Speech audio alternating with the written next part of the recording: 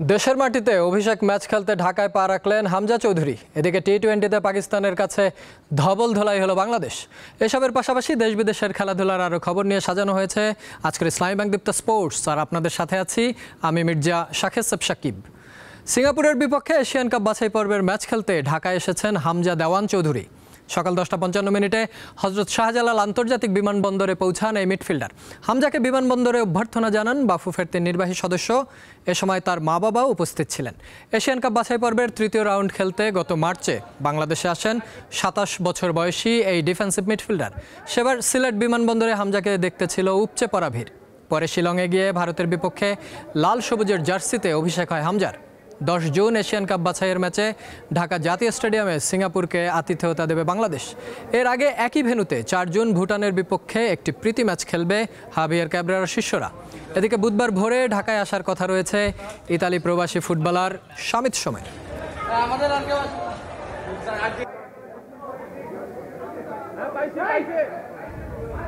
Hello, assalamu alaikum everyone. I just wanted to say thank you to all the fans. আমি আবারও এসেছি, বাংলাদেশের জার্সিটা আবার গায়ে জড়াবো। অস্থির হয়ে আছি। দেশের মানুষকে অসংখ্য ধন্যবাদ আমার অপেক্ষা করার জন্য। দেখা হবে ফুটবল মাঠে। We'll be successful and hopefully I'll see you all there to support us. এদিকে বাংলাদেশি পাসপোর্ট হাতে পেয়েছেন ইংল্যান্ড প্রবাসী ফুটবলার কিউবা মিচেল। গেল মঙ্গলবার বার্মিংহামে বাংলাদেশ দূতাবাসে বায়োমেট্রিক প্রক্রিয়া শেষ করেন এই ইংল্যান্ড প্রবাসী। এবার সেই পাসপোর্ট হাতে পেয়েছেন তরুণ এই মিডফিল্ডার। তাই লাল সবুজের জার্সিতে খেলতে আর বাধা নেই তার। কিউবা মিচেলের বাবা জামাইকান হলেও মা বাংলাদেশি, সেই সূত্রে তার বাংলাদেশের হয়ে খেলার সুযোগ হয়েছে। এছাড়া ফুটবল ফেডারেশনের নজরও ছিল তার উপর। হামজা চৌধুরী, ফাহমিদুল ইসলাম ও শামিত সোমের পর এবার লাল সবুজের জার্সিতে খেলবেন কিউবা মিচেল। এবার ইউরোপিয়ান ফুটবলের খবর। চ্যাম্পিয়ন্স লিগের ফাইনালের পরদিনই আসরের সেরা একাদশ প্রকাশ করেছে ইউরোপিয়ান ফুটবলের নিয়ন্ত্রক সংস্থা উয়েফা, যেখানে চ্যাম্পিয়ন পিএসজি থেকে জায়গা পেয়েছেন 7 ফুটবলার। পুরো আসর জুড়েই নজর কেড়েছেন পিএসজির ওসমান দেমবেলে। 15 ম্যাচে 8 গোল ও 6টি অ্যাসিস্ট করেছেন তিনি। ফলে আসরের সেরা ফুটবলার নির্বাচিত হওয়ার পাশাপাশি সেরা একাদশেও আছেন ফরাসি স্ট্রাইকার।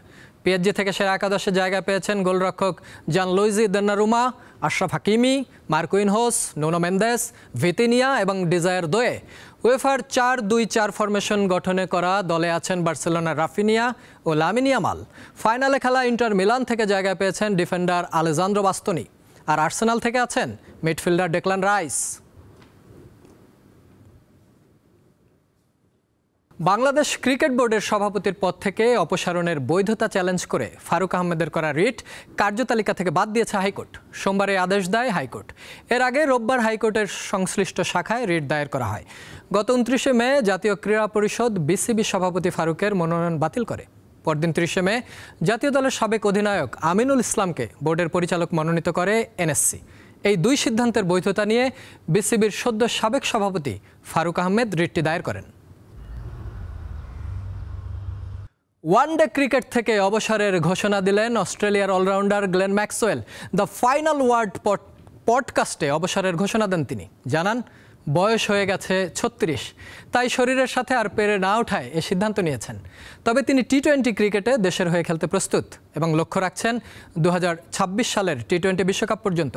149টি ওয়ানডেতে ব্যাট হাতে করেছেন 3,990 রান, যেখানে আছে 4টি সেঞ্চুরির সাথে 23টি হাফ সেঞ্চুরি। তবে 2023 বিশ্বকাপে আফগানিস্তানের বিপক্ষে তার 201 রানের ইনিংসটি ক্রিকেট প্রেমীদের কাছে চিরস্মরণীয় হয়ে থাকবে।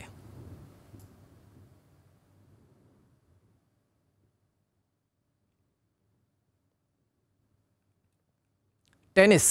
ফ্রেঞ্চ ওপেনের চতুর্থ রাউন্ডে আজ মাঠে নামবে সার্বিয়ান তারকা নোভাক জোকোভিচ। তার প্রতিপক্ষ ব্রিটিশ তারকা ক্যামেরুন নরিয়ায়। খেলা শুরু বিকেল 5:20।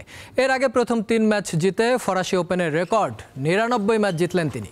চতুর্থ রাউন্ডে গ্রেট ব্রিটেনের ক্যামেরুন নরিকে হারাতে পারলেই লাল সুরকির কোর্টে 100তম ম্যাচ জয়ের নজির গড়বেন তিনি। বর্তমানে তার আগে রয়েছেন শুধুমাত্র রাফায়েল নাদাল। 116 ম্যাচের মধ্যে 112টি জিতেছেন তিনি। তবে সার্বিয়ান তারকা জোকোভিচের একমাত্র লক্ষ্য পেশাদারি ক্যারিয়ারে নিজের 25 নম্বর গ্র্যান্ড স্লাম খেতাব ঘরে তোলা। গত বছর প্যারিস অলিম্পিকের স্বর্ণ জিতেছিলেন জোকোভিচ।